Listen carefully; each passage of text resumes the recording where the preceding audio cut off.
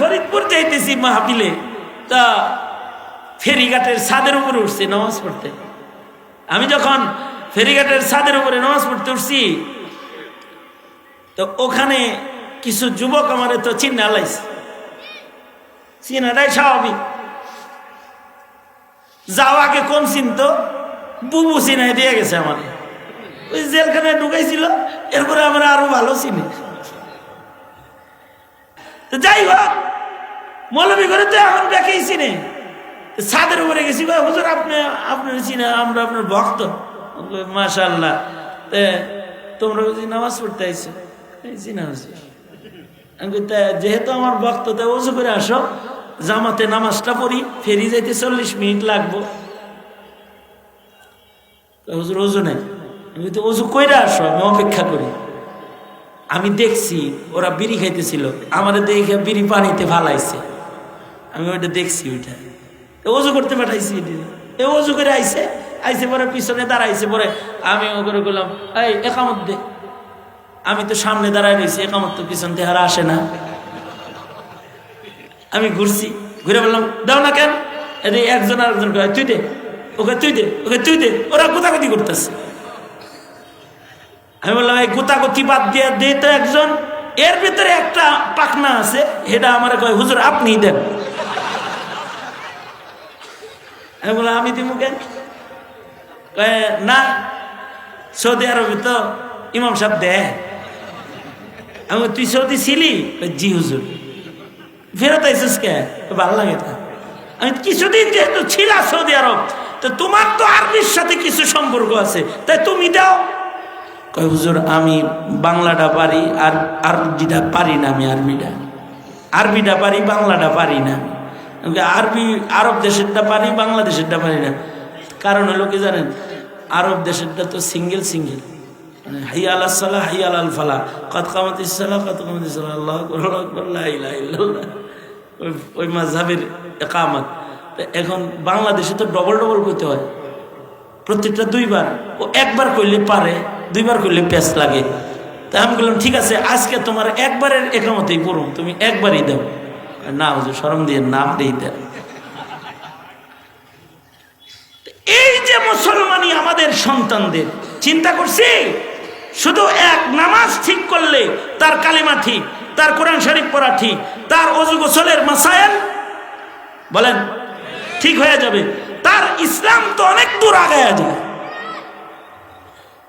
কিন্তু আমরা কখনো নামাজের খেয়াল করলাম না, অথচ 5 বেলার নামাজ পড়ার জন্য আল্লাহ নির্দেশ করেছেন, আকিমিস সালাতা লিদুলুকিশ শামসি ইলা গাসাকিল লাইলি ওয়া কুরআনাল ফাজর।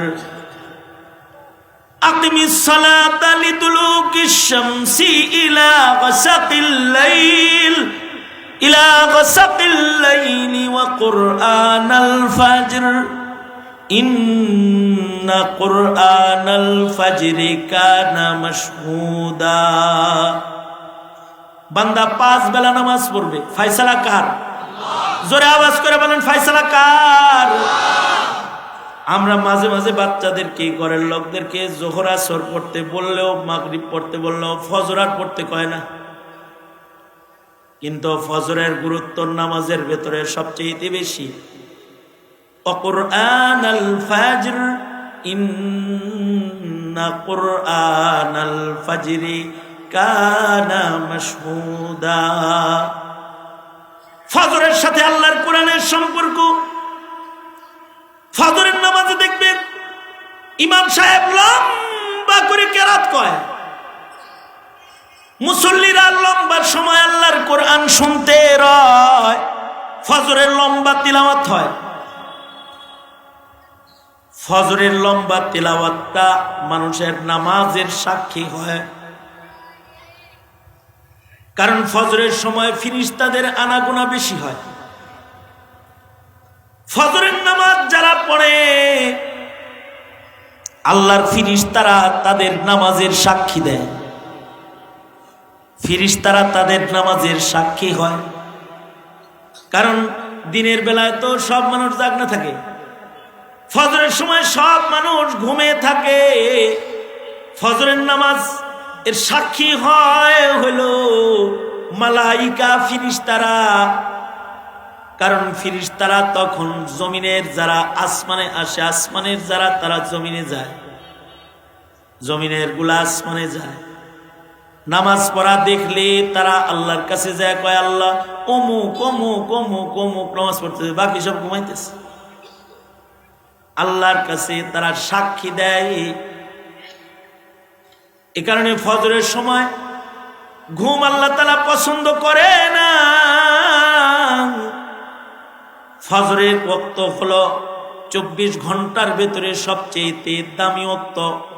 রমজান মাস যেমন 12 মাসের শ্রেষ্ঠ মাস, লাইলাতুল কদর যেমন 365 দিনের শ্রেষ্ঠ রাত্রি, ইয়াউমুল আরাফা যেমন 365 দিনের শ্রেষ্ঠ দিন, হাজরুল আসওয়াদ যেমন পাথরের ভেতরে শ্রেষ্ঠ পাথর, কাবা ঘর যেমন ঘরের ভেতরে শ্রেষ্ঠ ঘর, কোরআন যেমন কিতাবের ভেতরে শ্রেষ্ঠ কিতাব, আমাদের নবীজি যেমন নবীদের ভেতরে শ্রেষ্ঠ নবী,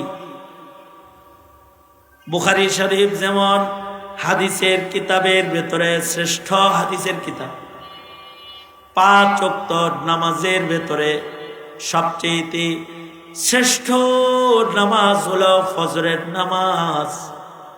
কারণ 24 ঘন্টার ভেতরে সবচেয়ে শ্রেষ্ঠ ঘন্টা হলো ফজরের ঘন্টা। ফজরের সময়টা আল্লাহর কাছে 24 ঘন্টার ভিতরে সবচেয়ে দামি। ভালো করে শুনলে সুবহানাল্লাহটা কইতে পারবেন ভালো করে, আগেই না কইলই। ফজরের সময় আল্লাহ তাআলা লক্ষাধিক নবী সকলকে আল্লাহ তাআলা ফজরের নামাজের সময় নবুয়তি দান করেছে।